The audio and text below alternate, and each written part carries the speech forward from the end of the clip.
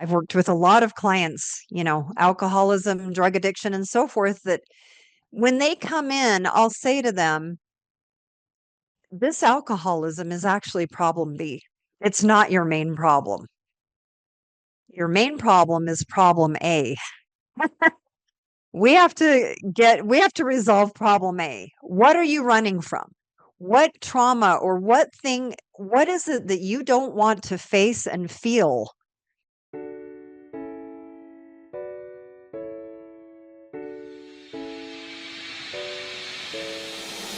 Welcome to Give a Heck. I am your host, Dwight Heck, and for much of my life, lived my life in quiet desperation, wondering how I was going to pay the bills, take vacations, save for retirement, and one day wondering if I would get off the hamster wheel of life and have purpose.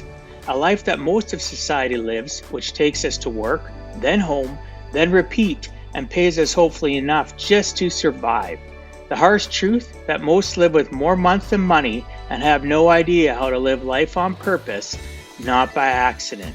This ensures the mass majority are living not just financially broke, however emotionally and mentally as well due to financial pressures. In each episode, I will introduce you to thoughts, ideas, and guests that can help you to learn how you too can live life on purpose, not by accident. Welcome to another powerful episode of Give a Heck, where we inspire you to live life on purpose and not by accident. I'm your host, Dwight Heck, and today we're diving deep into the fascinating world of the human mind. My guest is the brilliant and magnetic Amy Koford, better known as Amy the Happy Hypnotist. She's a highly acclaimed speaker, best-selling author, clinical hypnotherapist, and dynamic performer whose hypnotism shows leave people feeling entertained and transformed. But this isn't just about the spectacle. Amy has conducted thousands of one-on-one sessions, helping people break free from depression, anxiety, and past traumas. She's empowered countless individuals to conquer their fears, stop smoking in just one session, sleep peacefully, love themselves fully, and rediscover a life of confidence, joy, and possibility. Amy's on a mission to show you how hypnosis isn't mind control, it's mind liberation. So get ready to explore how you too are hardwired to rise and live a life driven by love instead of fear. I'd like to welcome you to the show, Amy. Thanks so much for agreeing to come on and share with us some of your life journey. Thank you so much for having me. Yeah, you're welcome. Thanks for investing your time in the Give a Heck podcast and the listeners and viewers. It works both ways, right? We've now been investing time in one another to help elevate both of us, right? I get to learn from Yeah. you, the listeners, the viewers get to learn, and you get to showcase your greatness, which is greatness. Because whenever we come from a place in our life where we're always on, the camping plateau, we're not really climbing, we're stuck. And those that Yeah. climb are the reason why I do the Give a Heck podcast, to showcase their brilliance and the fact that they were willing to step out of their comfort zone and do whatever it takes to be successful. So one of the things I like to start off with off the top of the show is I love to ask guests about their origin story. Not the fluff that some people say, well, I started college, university, I was a dropout and I did all this. I'd like to get something out of the person that I'm having the conversation with about their life, that they can look back and go, this was really a pivoting moment. I may not have realized it till I was an adult, but it really did change my life. So can you do me a favor, Amy, and share with me your origin story from your earliest recollections that you're willing to share up to where you are today? Yeah, of course. Thank you. Well, I had a kind of an interesting childhood. It was a good childhood, happy. I can't complain. Uh, as far as what shaped me, man, that's always a very complex answer for everyone, isn't it? We all Oh, yeah. have many things that contribute to that. I was raised in a way that this will become relevant later, but I was raised in a way that I just didn't feel good enough. Now, that's not really my parents' fault, right?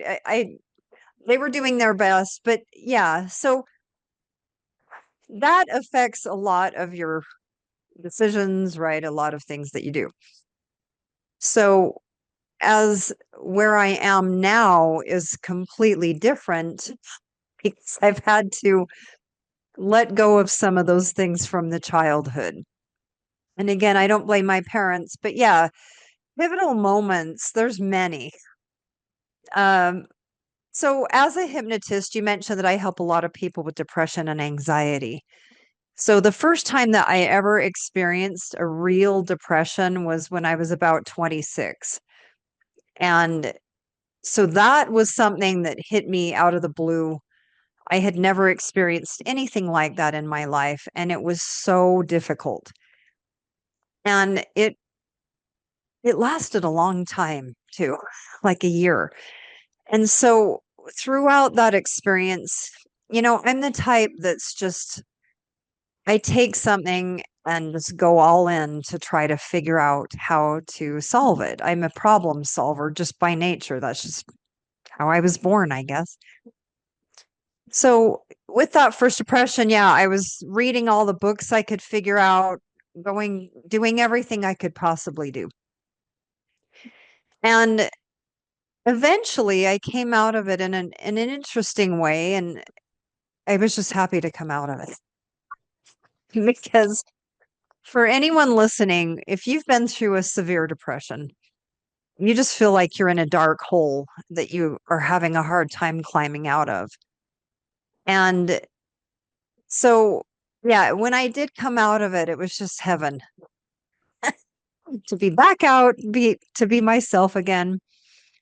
And so I'm getting a little bit ahead. You were kind of asking more about my origin. So yeah, I'm number 4 of 5 kids. And when you're in a family with several siblings, sometimes that can have an effect on you. And I was comparing myself not only to my friends, but to my siblings. I had a little bit of a complex with one of my older siblings where I felt like she was in the spotlight and I was in the shadows. Everything was about how great she was. And so you learn kind of how to compare. And then I guess I just kind of perfected the art of comparing in so many ways. And that will easily make you not feel good enough. But add to that that I was in a religion that constantly gave me reasons to feel not good enough. And that actually lasted until I would say in the last 10 years, where I finally figured out how to stop feeling like I was never good enough. And that's pretty common for a lot of people. I've had a lot of clients who say that a lot. It's just pretty common in our human experience to, in some level, feel not good enough. For some of us, like me, it was really extreme. And for others, they just can handle it better, or maybe it's not as severe. So, yeah, different aspects of my life contributed to that. And then, like I mentioned, I went through this depression, and that gets you thinking differently, and you don't take things for granted anymore that you used to, like just feeling normal. I had never been through that. So just even feeling normal, you just don't take it for granted anymore. Those days where you just feel good. And so I, during that time, I went to therapy. I tried antidepressants, right? I tried it all. I did it all. And that none of that is actually what ended up pulling me out of it. And what did pull me out of it is actually having pregnancy. I know that that's not what anyone was expecting, but it is. So I guess the depression, I knew it was physiological. I could tell that. I was like, there's nothing in my life that I'm bothered about or, feeling depressed about. I could tell that there was something physiological. And sure enough, when a few months into my first pregnancy with my first baby, It was honestly like someone flipped a switch. Just back on, flip the switch on, I'm back to myself. But then, later in life, I go through other bouts of depression, some of them very long. And so I had to learn the physiology of depression. And the psychology of it would come later as a hypnotist. But yeah, all of these experiences helped me understand what it's like to go through that and things that can work to get out of it. And so, because of that, now most of my clientele that I've ever worked with is for depression and anxiety. Most of the people that have come to me for hypnotherapy have been depressed, anxious, and they want to resolve that. And so, yeah, some of these origins have helped me to be good at what I do because I've been there. I come from a place of personal experience. Isn't that the best though? Right? It is. Yeah, that's Acknowledgement. what makes you good at Well, I'll let you, Nothing can replace experience. well, exactly. I like You how know, you though can I'm be gonna told about it, you can try to understand it, but until you go through something yourself, you can't quite understand it the same way. that's why I'm gonna just sidestep here for a second before I let you go on. When you said feeling normal, right? And I wrote down know the difference. How do we ever know? We're at a plateau or camped in our lives and we don't know the difference of how it should feel. And I like how you talked about the fact of feeling normal, right? After the Mhm. after the pregnancy. I think that's an amazing segue to what most people wouldn't even realize would be a defining change and moment in your life. So I appreciate you sharing that. Oh, thank you. Yeah, don't ever take those normal days for granted. Appreciate them. So, normal is different for different people, but for me, my normal was just feeling really excited to be alive and just, I mean, not overly, but just content, just content, satisfied. Well, I wish people that were listening could see you. The people on YouTube, they're going to be blessed because you're smiling. You can see the happy energy coming from you even as you're discussing this. So that's a great thing to do, Oh, to thank achieve, you. to level up to. So, yes, I hope people that are listening was as you drive, don't grab your phone and try watching. Do it at home. You need to watch this episode. It's going to be very True. impactful for you because the energy coming off of Amy, is it's very good, right? So it's something that Oh, thank you. if you're a visual learner, perfect. So appreciate Oh, that. I'm a very visual person. Me Everything too. has to be in writing.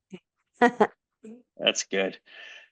So you talked about, your siblings, the art of comparing. That is such a huge issue, right? Especially in larger families. Well, still have them, but they're all adults now. I was a single dad raising my five kids. I eventually got full-time custody of them and raised them through their tumultuous years, four of them being girls, just to add, out of the five. And the comparison game was plentiful. I heard it all the time, or I'd see that child that was living in the shadow. I could see it, right? And it was very character building, to say the Yeah. least, to make somebody feel that they can shine, though that one person has a specific talent that they are so good at, let's say dance. The other one was semi okay and quit, and they really haven't found their place in this world. So already I seen a problem that could escalate into adulthood, and it did, right? Comparing. Mhm. I can't do as well as this sister. This sister's always getting the spotlight. Well, that sister was getting the spotlight because she was putting in the effort.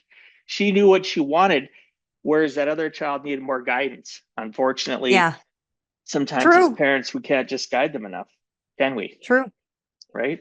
And interestingly, the family I grew up in had four girls and one boy. So yeah, I was the number three girl, number four out of five. And then I have five kids. of my own, and I had 4 boys and 1 girl. The exact opposite. What are the chances, polar opposite to get that? I know. And everybody's got an opinion about which is easier to raise. I think they all have their own challenges and their character building moments.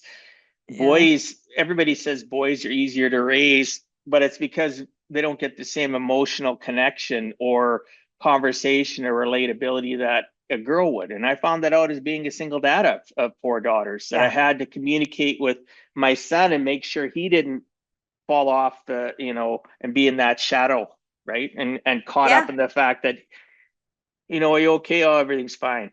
And I let it slide because I thought it was easier. But as they grow, I realized he needs to have that moment. He has to have his ability to shine and communicate. And it was hard Yep. because he'd run and hide in his room from his sisters. Yeah. Right? And yeah, you ask him, how was your day? Good. So I'll say, no, I don't What's want good? good. Tell me more. But yeah, and think too, it's personalities. Some of my boys were just a little more self-assured and yeah, just different personalities. But it's No tough right though or as a parent. wrong. It's Some of tough them as were a little easier to raise than others, agreed. but just It's different tough. personalities. It's tough though, because how do we as parents that are continually elevating or trying to elevate our own lives and deal with it, give that individualized time? It was tough, Yeah. especially as a single dad. Supper, homework, laundry.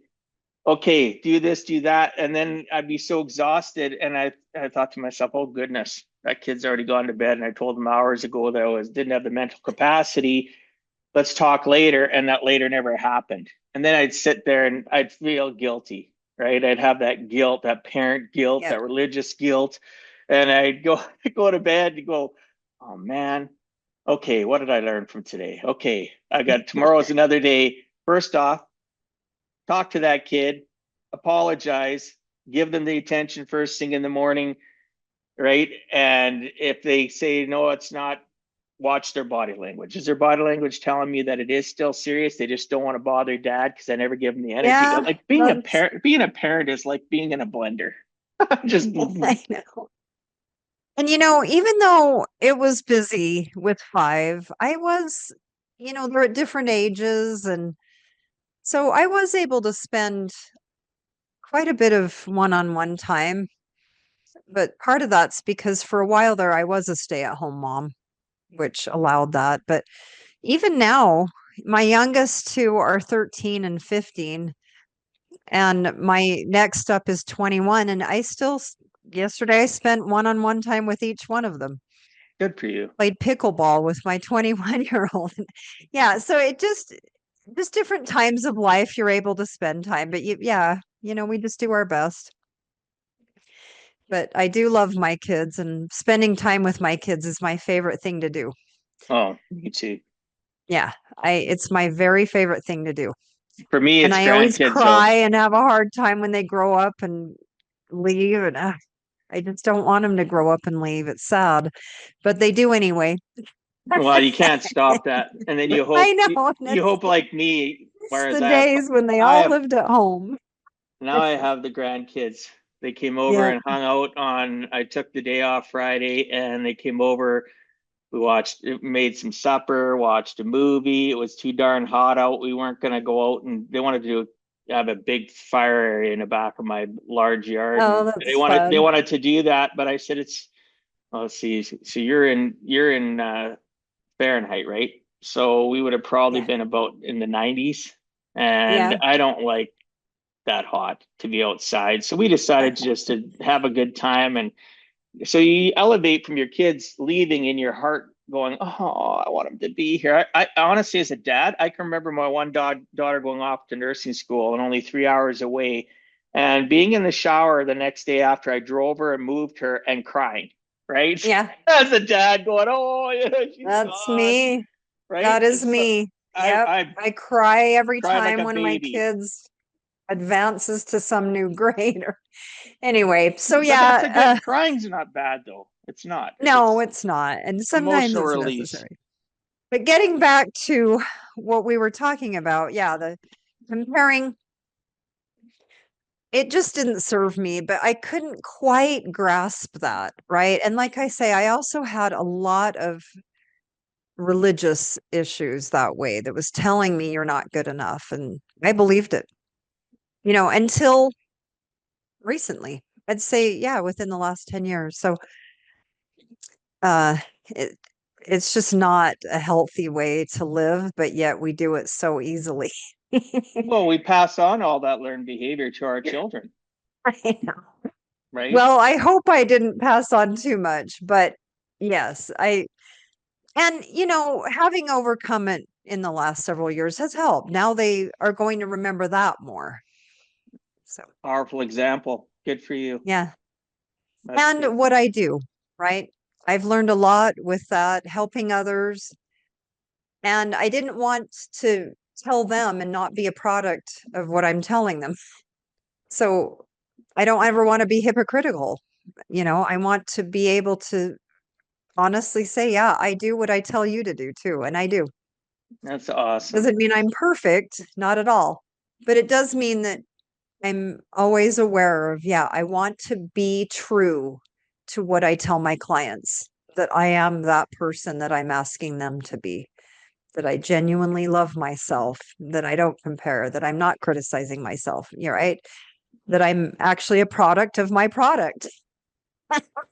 So based on that, when did hypnotherapy enter into all this? You talk about the last 10 years and your children and stuff. When did it enter into it and how did you get introduced to it?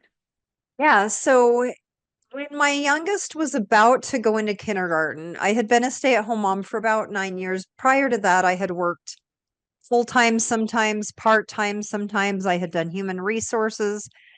After my third, I worked at Disney World. We were living in Orlando at the time. So just kind of a fun part time job. But here I was, I had been a stay at home mom for years while I had five kids, and then they were growing up. So I was at this crossroads of my life, right? Like a fork in the road. Okay, my youngest is going to school. So now what do I do? Want to go back to human resources? And so I was just really, really reflecting on all this. What do I do now? Right. And so I literally started praying about it and I started to put it out there in the universe. I would say, hey, universe, I would love some guidance with this. I don't think I want to go back to doing human resources. It just doesn't feel like the thing I'm meant to do right now. It worked great in the past. I just don't feel like that's my calling now. And so, to my surprise, I started to look up hypnotism and I still don't know why. Just one day I was like, hey, I don't even understand why it came into my head. But I started to look into it. I started to research. I decided to go to a hypnotist myself so that I would know what it was like. I was asking others what they thought of it, and I started calling schools. And I learned that my sister-in-law had recently done hypnotherapy. And so I just was really interested in it. And then I found a school and certified and started doing sessions with people, and it was working. And that was very thrilling to me. When I first became a hypnotist, after just a few clients, I thought, wow, I absolutely love this. And now that I know I love it, I want to be the best hypnotist in the world. So to that end, I started to travel and find hypnotists to train with and to learn from and all that good stuff. So, That's but the way amazing. it started is me just The asking universe. for Yeah. guidance. What am I meant to do now? How do I make the world better? That's Those kind awesome. of questions. That's awesome though. Like at the end of the day, people always, why did this happen to me? No, things happen for us, not to us. You Mhm. just have to understand the message. You have to frame it into maybe something palatable that you can actually understand or communicate with people that speak at the level that you resonate with. But things happen. We can pray to God, we can pray to the universe, we can pray to a tree, whatever the case may be. The message Right? comes. Are you going to be able to know it's a message? are you going to be able Yeah. to know you should research it? And that's amazing, your story, how you just, I decided to look up hypnotism. It was just like, wow, that's a I great just way think to it was one of those segue into moments of starting. inspiration where God kind of put it in my head. That's Look up awesome. hypnotism I because love it. I love it. when I was certifying, it took about 3 months and it was about 13 to 15 hours a week for that 3 months. So it was quite a bit, you know. That's a lot. And there was one day when I was in class and I literally sat there thinking, what am I doing? A hypnotist? What am I doing sitting here in this certification course? And while I was thinking that, I literally had just this voice come to me inside that said, "You are going to touch many lives, and this is really important. I need you to do this." And it was the weirdest thing. I haven't had many of those in my life, but I literally looked around me to see am I imagining this, right? And there was other people in the class with me, and sure enough, as soon as I certified and started seeing people, I was touching lives and it was making a big difference. And now I'm going much bigger. You know, I've written a book that comes out this week and am going to be doing in-person seminars so that I can have one to many. And so yeah, it's just been a huge adventure that I've loved. I never in a million while I was sitting in that class to certify would have imagined that it would take me to where it has, that I would do so much with it, that it would be so big and so amazing. That's what I really like about that is you discussed and mentioned the journey. Most people, well, they don't want to sit in that feeling, their thoughts, and go, "Oh, I was sitting in this," and I'm going, "What are you doing in here?" And now to a point where you advanced, you got past that imposter syndrome, right? Thinking Yeah. why am I here? I'm not good for this. To now helping yourself, and again, the joy that's in your face, and when you communicate, it really will shine out for those that are watching it on YouTube. You can pick it up listening to it too. Obviously, your Yeah, energy and your thank you. tonality, but I'm quite enjoying your delivery. Your Well, thank you. storytelling I mean, ability it's is really genuine. good. It really has been an adventure that I never could have imagined. And, you know, Dwight, when I was in those dark moments of life, you know, I went through a few bouts of long-term, it's extremely severe depression. And I never at those times in my life could have imagined that those would end up helping me and helping others.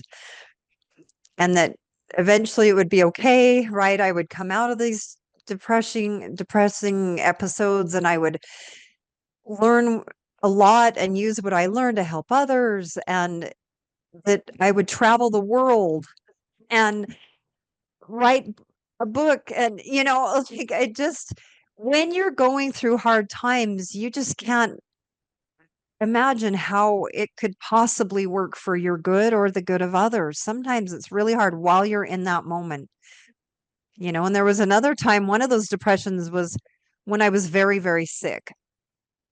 And I was really sick for a long time, about 9 months, and we just could not figure out what was wrong. And that was another time where I just thought, what is this for? This is so stupid. But lo and behold, it really helped me. You know, eventually I learned a lot from it and it ended up being a blessing later in life. And I came close to dying, you know. I was Uh, really, really sick and we could not figure out what it was. And I had all five kids living at home at the time. And it was a very difficult period. So we do learn a lot, not no. only Mm. while we're going through hard times, but afterwards, we take what we've learned and we run with it. And when we do, it can be huge. It can really be a positive. Well, absolutely. It's too many people though run away from their challenges and they Mm. compartmentalize and stick it back in, in some part of their brain and don't realize that it's still affecting them on a conscious Oh, yeah. level. right? I've had a lot of clients in that situation, right? Alcoholics, people that are drug addicted, a lot of issues there, and smoking, right? But yeah, some of them don't even mean to do that. They just don't know what else to do with their difficulties in life. They don't know how to cope, and so they'll turn to something to escape.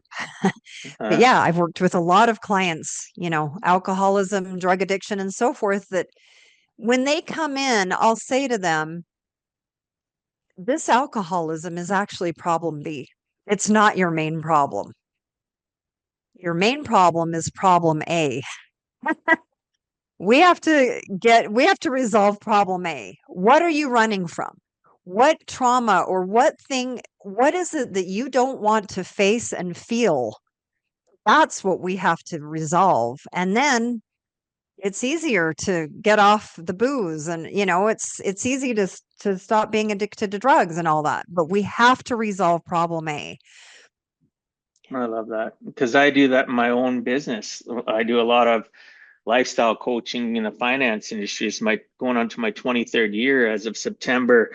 And I tell people, like, okay, we start having conversations. Well, what does this have to do with anything? Well, unless I figure out your life and money monsters, no matter what I do to help you get out of debt, save for a future, do whatever. Maybe you've got a big inheritance to help you decide where it should go, how it should be implemented. I need to understand your 6 inches between your ears because you're going to make decisions based on learned financial behavior that you've seen your family go through, the Yeah. conversations you didn't realize that affected your mind as a child.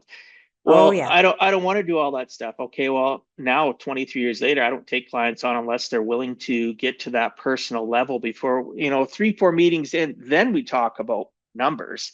It's Yeah. breaking down the barriers that they've created and that camped mindset that they're living, their associations. You mentioned associations like alcohol.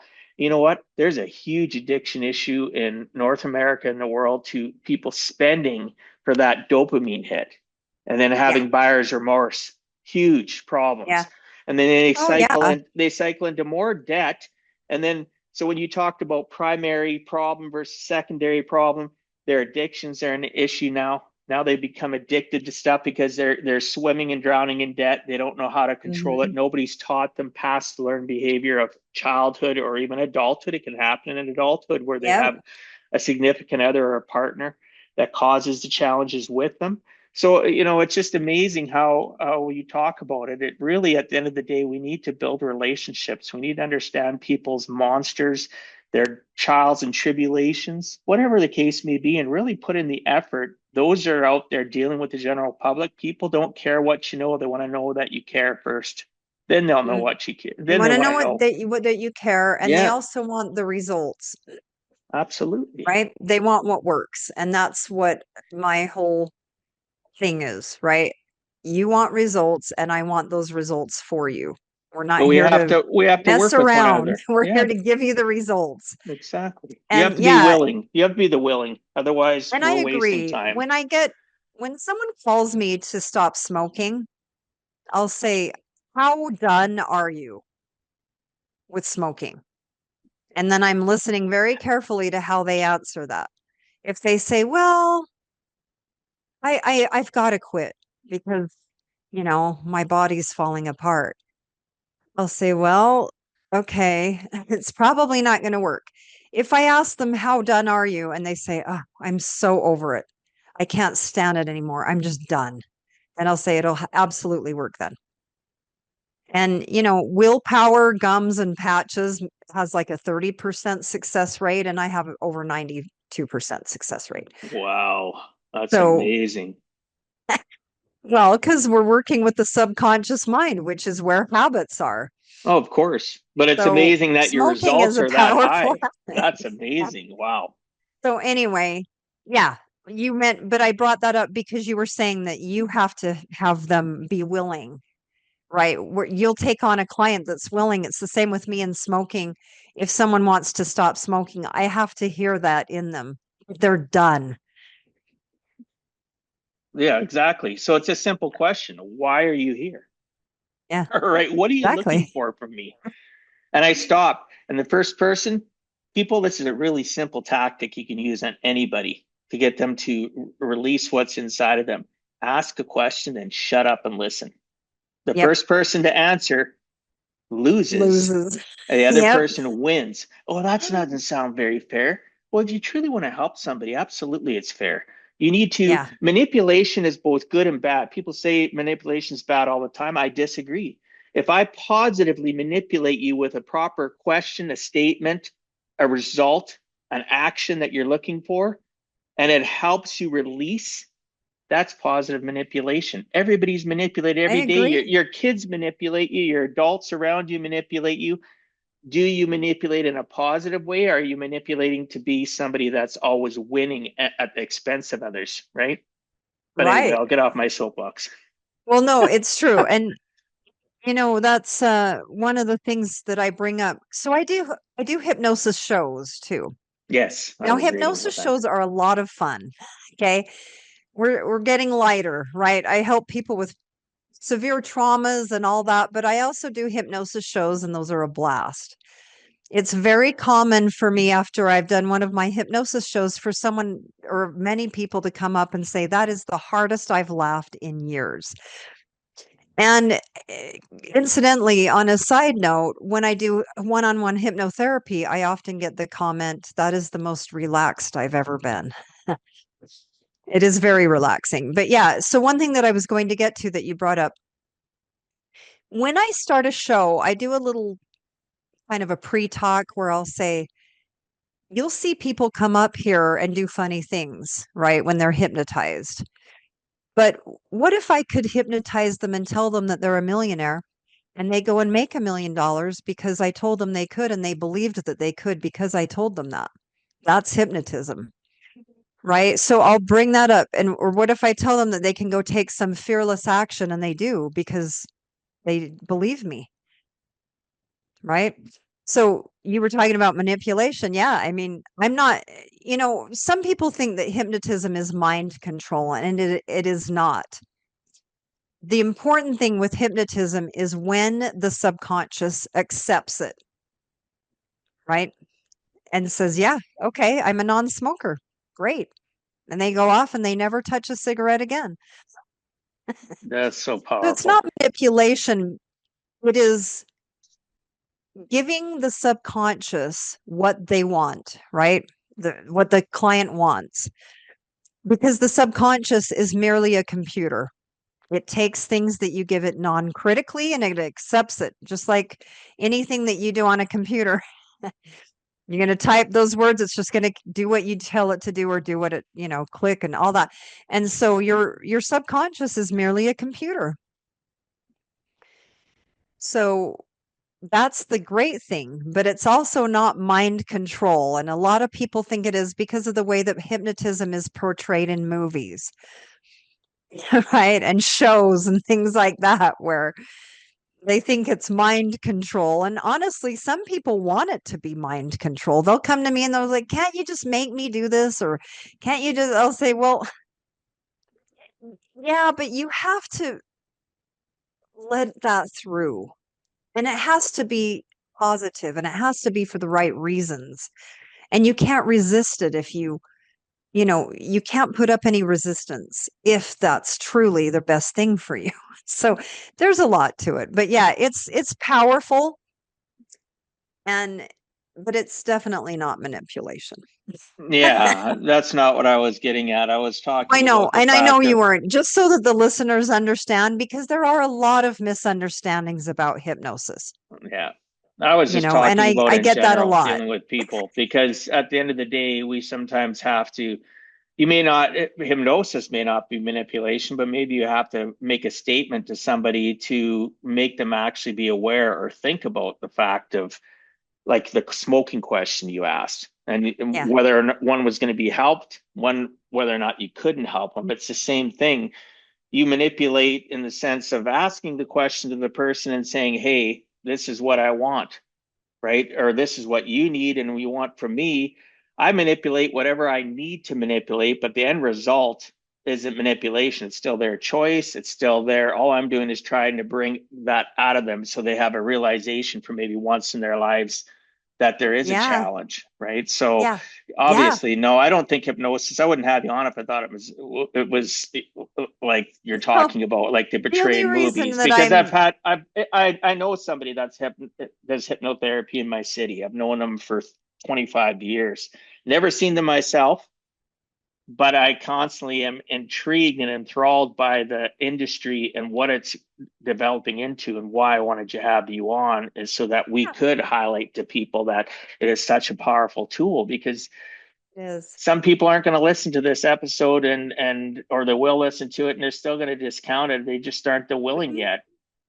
There's a lot of skepticism, and partly because there's a lot of misunderstandings about it. But yeah, the only reason I brought that up is just because there are misunderstandings Oh, about of course. I hypnotism. appreciate you bringing it up. There's nothing wrong with Yeah. bringing it up. That's what conversation's about, is trying to understand one another so that other people can understand via what we're talking about. So it's great that you mentioned that. I honestly think it's a very powerful, um, one of many different things. What's the word they use? You know, the different things, modalities, right? The different things we Yeah, can use with it. modalities. Yes, the things that we can utilize within our lives to strengthen ourselves. We go to the gym, we do this and that, but we feel that we don't, that this is our life, this is our happy little life. But at the end of the day, you mentioned about the subconscious mind too.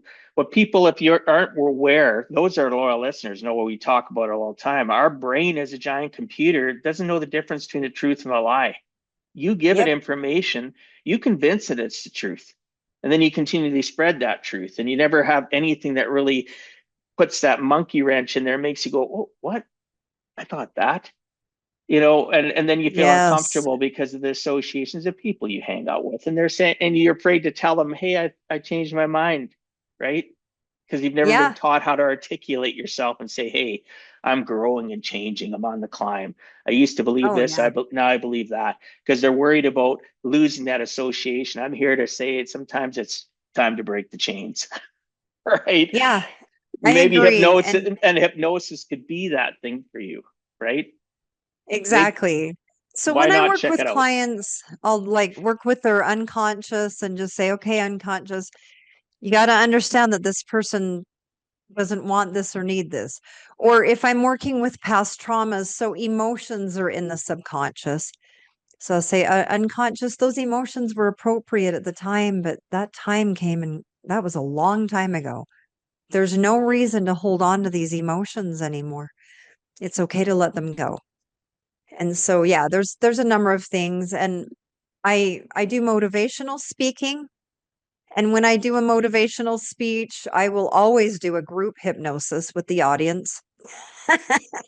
And it's funny because with earlier I was bringing up the misunderstandings with hypnotism, and one of them is that sometimes, and it just happened recently, where I'll meet a stranger and somehow that'll come up.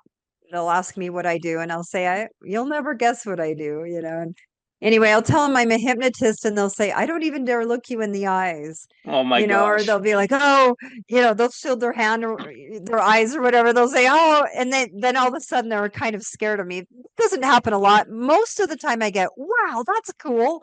And they want to know more. But once in a while I get that person who's like, oh no. And so when I'm doing a motivational speech, I'll tell them, you will benefit by participating in this.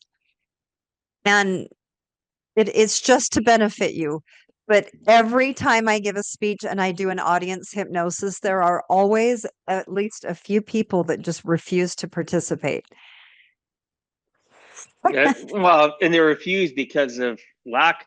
Fear is driven by lack of knowledge, right? Oh, for sure. And I bring that up in my book.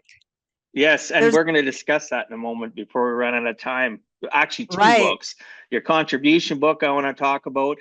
Okay. There's so we could have like 4 episodes. Oh, for sure. I There's do a lot. so much to talk about. Well, I do a lot of prep, right? A lot of prep in regards Wow, to I the am people. so impressed with that.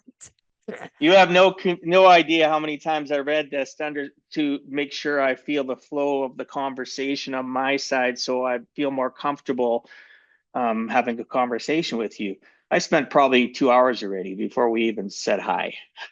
Oh, right? that's So amazing. I then am on your so website, impressed with oh, that. I do it for You are very impressive to do that. all I've been a guest 250 on, episodes, all 250 episodes. wow, I got, here's notes I've been writing about you. Like that is amazing. this is I'm my so impressed. classroom. This is my classroom for For me sure. and my followers, right? So Yeah. to not I've put been the a effort guest in. on many, many podcasts, and you are by far the most prepared that way. So Most of them I just show up, appreciate that. No, I don't want but that, but you, we're gonna have to miss about 4 or 5 segments because we got 20, 15 minutes left, and we're gonna have to have you on again if you don't mind. But I want to get sure. into sorry for people watching or listening. Yes, the other things I had to ask are important, but I really want to dive into the fact of what Amy has done in regards to her collaborative book that she worked in, as well as her solo book, Spotlight. And I'm sure, for those that are really itching to learn something and never asked, you know what? The power of the internet. Go onto Amy's website, which will be in the show notes, right? As well as all our social.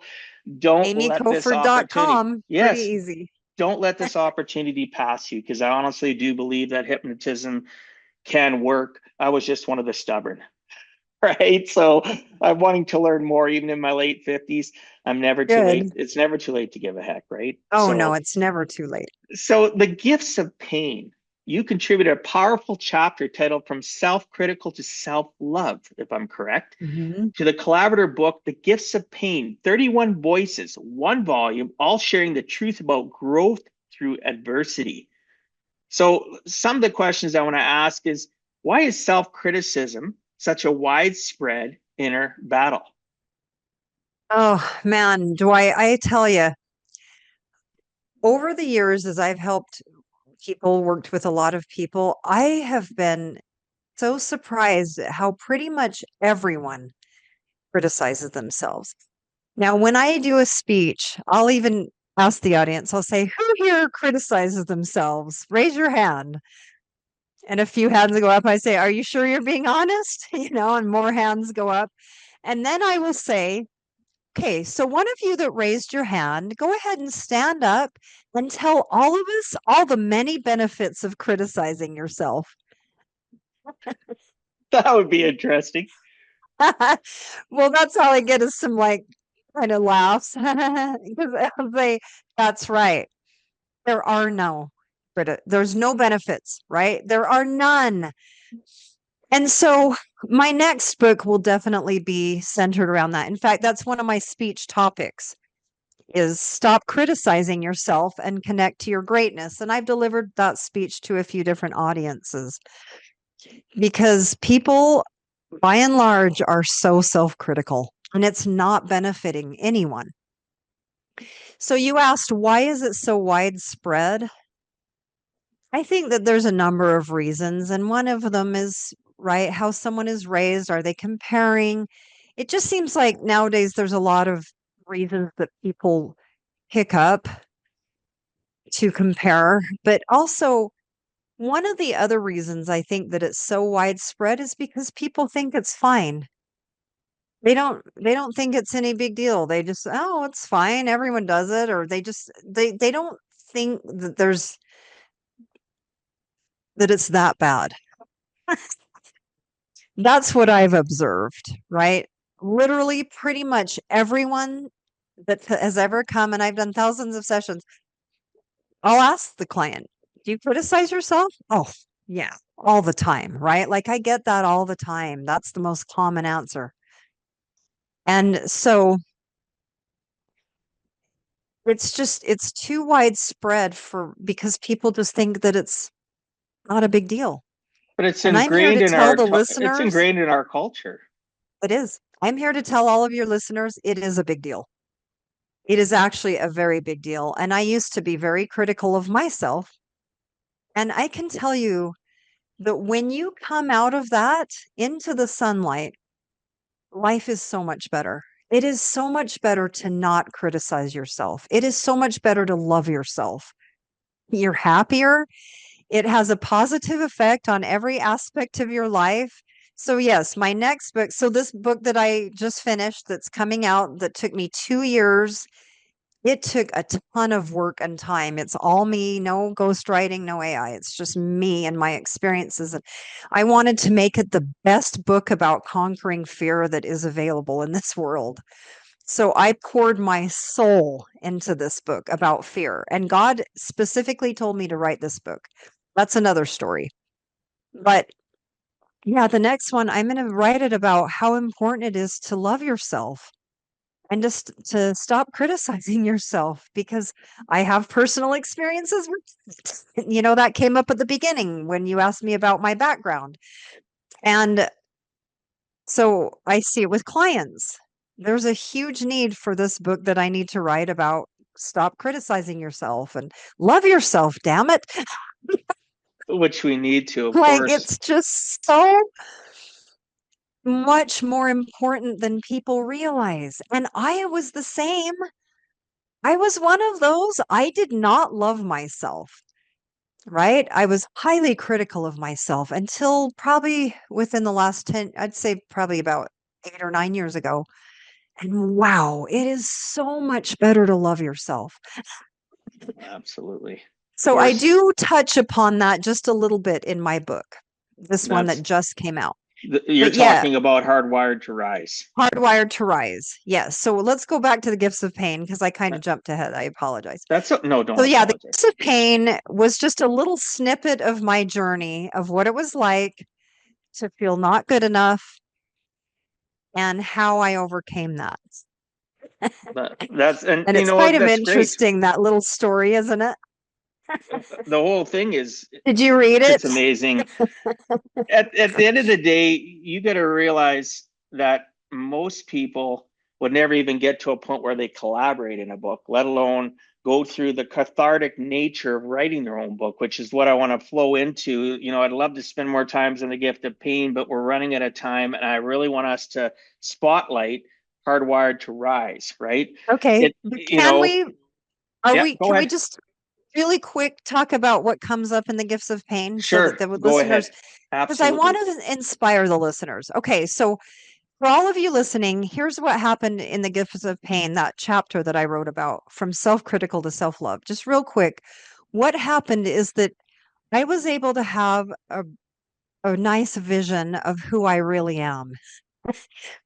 And so you'll have to read it in the book, but basically, as quick as I can, I got a glimpse. I think it was a mercy from God in this particular experience where I literally could see this beautiful being of light off in my peripheral vision. I had my eyes closed.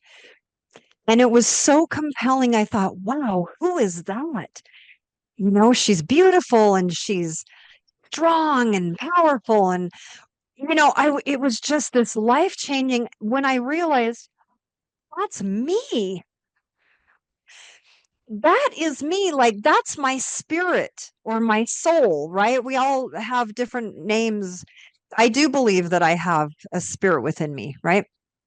And she was so amazing that I thought, I want to spend time with her. She is just like, I just feel so good around her. And then when I realized that was who I really am, like that was my spirit that occupies this body, it's just a passenger in this body, it changed everything. I thought, okay, I can love her. And so it really did. It got me to stop criticizing myself. It got me to love myself. And not everyone is going to have that experience, but let me help you, right? Because I want everyone to help to love themselves. This world would be a lot better if people would stop criticizing themselves and just love themselves. So Oh, yeah, that's all I agreed. wanted to say is just real quick. What comes up is how I learned, from self-critical to self-love. It was just having this amazing, like, little vision of who I really have always been underneath. And wow. So let me just, if you guys get one message from this podcast, please know that you are so much more than what you think you are. You are more beautiful. You're full of light. You are full of love. You're powerful. You're strong. You are so much more than what you've ever thought about yourself. So if you get this one message, please believe me because it's true. Well, we could have one podcast episode because I have questions. I have five specific questions I wanted to ask about gifts of pain. We just don't have the time, I know, unfortunately. I know. And that's okay, right? Sometimes this happens, and again, let's have you back on. We can dive deep into just your that gifts of pain and then hardwired to rise, because we've got like a few minutes left here and we haven't really talked about your most defining thing that's happening right now, which is that book Hardwired to Rise. Yes, So I am back so excited about it. so let's talk the last few minutes about that. Okay. I don't want to take you over too far from what you said your timing was. I know myself, when I wrote my book, again, we mentioned that it was very cathartic for me. It helped me understand, right, pieces and parts of my story that pushed me to get that accomplished, right? Or Yep. to some of the things that I never ever patted myself in the back or really analyzed the journey of how I got to that point. So, I didn't, mine took me 5.5 months to write my book. A lot of tears, a lot of anguish, a lot of highs, laughter. It was the complete roller coaster, right? Until Oh, for sure. until finally my editor said, "Okay, you're being too picky. This is good. Let's get it out." Right. Yeah. So, um, one of the things I wanted to know though, was it cathartic for you, and what did it teach you? It was.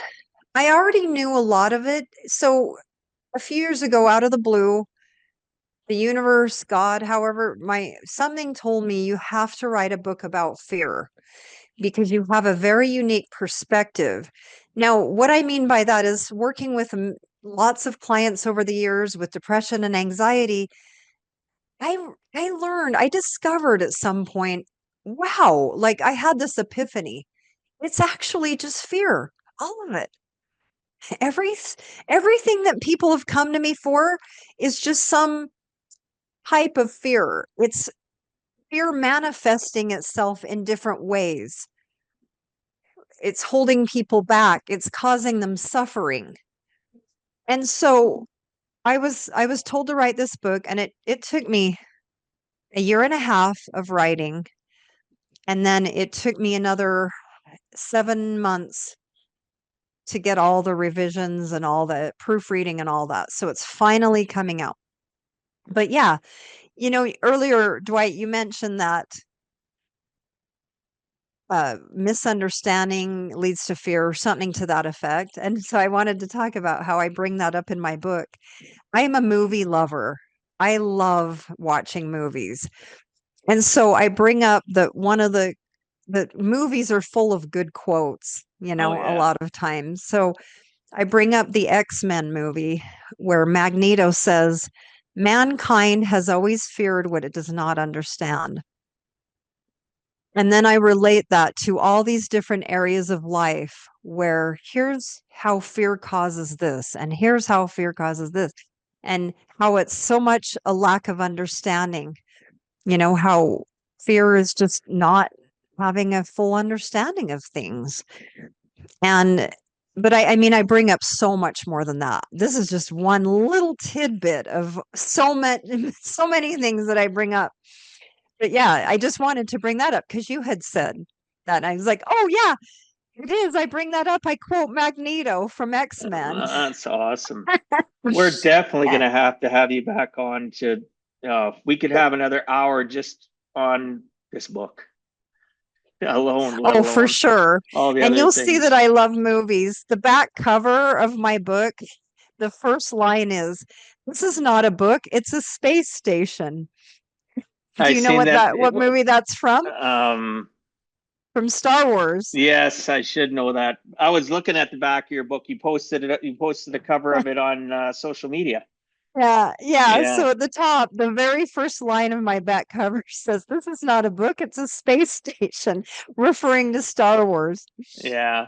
Uh, I love movies too, but I'm not great at remembering which movie quotes come from where unless it's something. well, I'm hoping that people will be like getting that reference instead of what the heck is she talking about? Well, my daughter would. My one daughter is a huge Star Wars fan, all over her, Yeah, right, as an same. adult. I've always been a big Star Wars fan. I so anyway, yeah, I my book It's just so much. And I'll tell you that every chapter has techniques that I would use with someone in my office, or, several techniques that I would use in my office. It has hypnotism. It also comes with a free hypnotic audio that you just listen to reprogram your mind. So I included everything I could possibly do with this book to make it excellent, to really make it work, to help people conquer fear. And so the book is not only about conquering individual fear, but our world has too much fear. So I bring up, our world, what is it doing to our world, and how do we overcome it globally? And I don't focus as much on that as I do individually, right? Hey, here's what fear's been doing to you. And here's what, first you got to understand it. And so I have a whole chapter about what is the purpose of our emotions. I have a chapter about the nervous system and the subconscious, and I go on and on. I mean, like I say, what does it do to your body, and what's the ultimate solution to it? And I'm not going to tell you because you have to read the book. That's awesome. But We have now run out of time, and that was only 7 out of, I still had like a bunch more to go on with, but unfortunately, I got to respect you, Bach. Do you have another meeting coming up? And I do. I I'm really, sorry. don't be sorry. I really want you and I to communicate in the next couple of days and get you booked for another episode, because I think we Okay. can't leave this now. We've given this teaser to people, but we still need to fill in some gaps, right? If you wouldn't Yeah, mind. for sure. Yeah. So Yeah, I normally want to help all the listeners. well, They of deserve course, yes. to be helped, to feel better, to live better. And I want that for you, all of you listening. That's awesome. So normally I ask people, to give one last closing message in regards to giving a heck and never giving up, but we're run out of time. I'm going to wrap up the show, and we'll leave that for the next Okay. conversation that we're Well, going to and I have. did leave a message that you're so much more than what you think. Oh, of course, of course. So I think that's a message that I want everyone to know. You're more than what you think you are. Absolutely. And don't let fear control you. For the Yep. loyal listeners of the show and those watching, you can go to giveaheck.com, go to podcasts. You'll see a picture of Amy as well as the detailed show notes and how you can reach her via her website or social media, as well as there'll be the full unedited show notes as well as chapter summaries for you to easily find information that you have been listening to that you want to, evaluate better and re-listen to. That being said, I'm going to close off the show, and we will get you on again very, very soon. Thanks for Okay. coming Thank on. you so much for having Awesome. me. You're welcome. So today, Amy reminded us that healing is possible and often simpler than we think, whether through hypnosis, mindset work, or radical self-love. Her message is clear. You don't need to be ruled by fear. From her Optimized Greatness program to her solo book, Hardwired to Rise, Amy shows us that transformation begins in the mind, but is fueled by the heart. And if you're seeking raw, relatable stories of how pain can shape growth, don't miss The Gifts of Pain. Amy's chapter as well, From Self-Critical to Self-Love, might be just the light bulb moment you've been waiting for. I look forward to listening to, reading some more about you, unless you're going to have this on Audible in a soon fashion. I Easiest way will. for me to I'll have listen. Hardwired to Rise on Audible. I've actually started working on it, but I have to restart it. So I've been trying I for years definitely to will do have the mine. audio version of that book for Yeah, sure. And I'm trying to get it done as fast as I can. I need to do mine too, but it is what it is. For Yes. those new to the show, again, go to giveaheck.com. And, writing is often one of the most powerful healing tools we have. It helps us face what needs releasing and confronts what demands action. Whether it's Amy's deeply personal solo work or a contribution to their broader tapestry of her voices, her message is clear. Healing is possible, transformation is real, and you deserve both.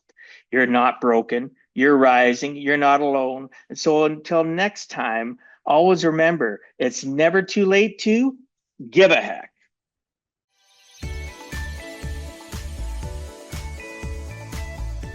Thank you for taking time out of your day and listening to Give a Heck. If you find value, I'd appreciate you sharing with your friends and family so they too can learn how to live life on purpose, not by accident. So you do not miss the next episode, please subscribe on your favorite podcast platform and please also post a review. I look forward to reading your comments. This has been Dwight Heck. If you want to check out other podcast episodes or today's show notes, please check out my website, giveaheck.com. And until next time, together let us all strive to give a heck.